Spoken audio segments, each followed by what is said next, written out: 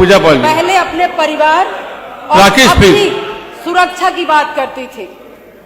मैं आपका ध्यान, माननीय अधिष्ठाता महोदय जी, मैं आपका ध्यान अपने तरफ ले आना चाहती हूँ। मैंने अपना पति खोया है जो इस सदन के माननीय सदस्य थे। ये बात किसी से छिपी नहीं है, पूरा सदन जानता है कि उनकी हत्या कैसे हुई थी और किन लोगों ने की थी। मैं धन्यवाद देना चाहती हूँ माननीय मुख्यमंत्री जी को, जिन्होंने मेरे छुपे हुए उन आंसुओं को देखने का काम किया जो वर्षों में किसी ने देखने का काम नहीं किया। मेरा दुख, मेरा तकलीफ माननीय मुख्यमंत्री जी ने देखने का काम किया और सही मायने में मुझे न्याय दिलाने का और देने का काम किया।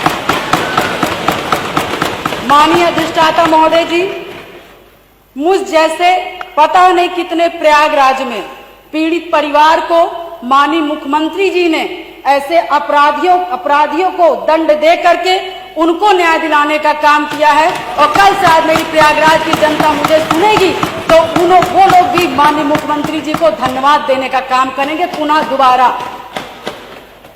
और माननीय अध्यक्ष जी, मेरे जैसे पता नहीं कितने महिलाओं की सिंदूर को मिटाया गया, पता नहीं कितने माताओं की गोदी सूनी कर दी गई।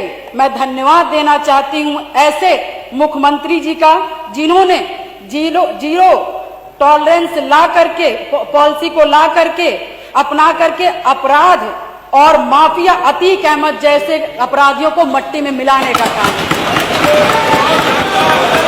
आज प्रयागराज, अधिष्ठाता महोदय जी, आज प्रयागराज ही नहीं अपितु पूरा उत्तर प्रदेश की जनता आज माननीय मुख्यमंत्री जी के तरफ विश्वास की नजर से देखता है कि कोई भी प्रदेश का कोई भी माफिया या भूमाफिया हमारे भाई की तरफ, हमारी महिलाओं की तरफ, हमारी बहनों की तरफ बुरी नजर से उठा के देखने का काम करेगा तो उस हर अपराधी को मिट्टी में मिलाने का काम किया जाए। और माननीय अधिष्ठाता महोदय जी, मैं ये कहना चाहूंगी कि कोई जिसकी सबसे बड़ी बात, क्योंकि जो करके दिखा दे उसी पर विश्वास किया जाता है। मैं भी 3 बार इस सदन की विधायक रही हूँ, बहुत छोटी उम्र से रही हूँ। सबके विश्वास और सबकी आस से मैं यहाँ पर आई हूँ। उसी आशा और विश्वास को जब भी मुझे किसी ने दिलाया है तो मैं उसके साथ खड़ी रही हूँ।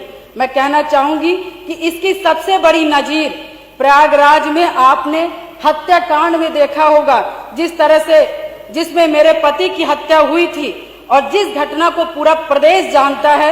मैं माननीय मुख्यमंत्री जी के आने के बाद मुझे न्याय मिला। मेरे पति के हत्यारे अतीक अहमद को माननीय मुख्यमंत्री जी ने मिट्टी में मिलाने का काम किया।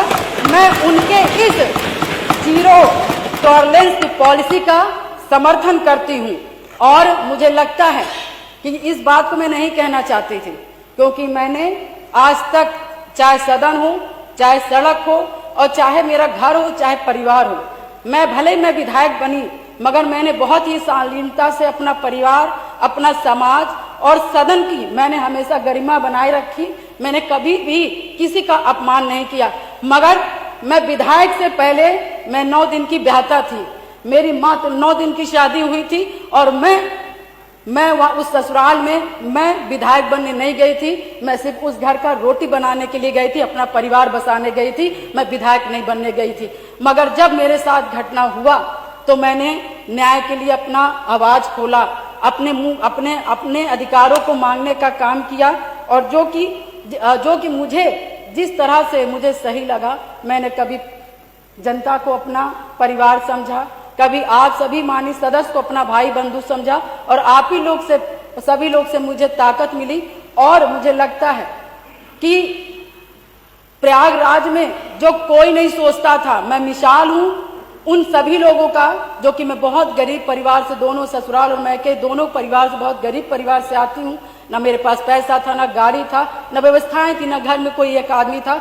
मगर धन्य शहर पश्चिमी की जनता ने, जिस पे मुझे विश्वास करके मुझे चुनाव लड़ने का काम किया और अपने पैसे से चुनाव लड़ने का काम किया।